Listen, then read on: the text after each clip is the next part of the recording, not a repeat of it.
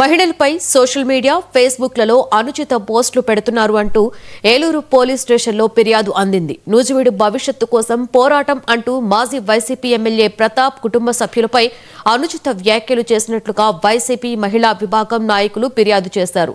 చెప్పుకోలేని బూతులతో కుటుంబాలలో కలహాలు సృష్టించేలా ఆ పోస్టులు ఉన్నాయని వారు ఆవేదన వ్యక్తం చేశారు. విచారణ చేసి ఉన్నత అధికారుల ఆదేశాల మేరకు చర్యలు చేపడతామని ఎస్ఐ మహిళా నాయకులు వివరణ ఇచ్చారు. ఈరోజు ఫేస్బుక్లో ఏవైతే మహిళలను కించపరిచే విధంగా అంటే మనోభావాలు దెబ్బతిని ఒక మహిళగా మేము చెప్పలేనంత విధంగా ఫేస్బుక్లో క్రియేట్ చేయడం జరుగుతుంది.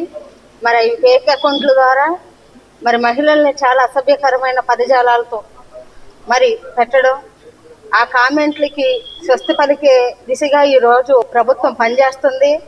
మహిళలు ఎక్కడైతే ఈ సంతోషంగా ఉంటారో అక్కడ మాత్రమే దేవతలు కొనియాడబడతారని చెప్పేసి పెద్దలు అది ఒక మాటకు మాత్రమే పరిమితం అవుతుంది. కానీ ఈ కూటమి ప్రభుత్వాన్ని నేను ఒక డిమాండ్ చేస్తున్నా, ఎక్కడైతే మహిళలు ఇబ్బందికరంగా ఉంటారో వారిపైన సోషల్ మీడియా ద్వారా కావచ్చు, ఫేస్బుక్లో కావచ్చు, ఎక్కడైనా మహిళల పైన ఏదైనా ఒక కామెంట్ వస్తే వెంటనే వారిపైన చర్యలు తీసుకుంటామని హోంమంత్రి గారు కూడా ఎన్నో విధానాలుగా ఎన్నోసార్లు తన ప్రసంగాల్లో కూడా ప్రసంగించడం జరిగింది.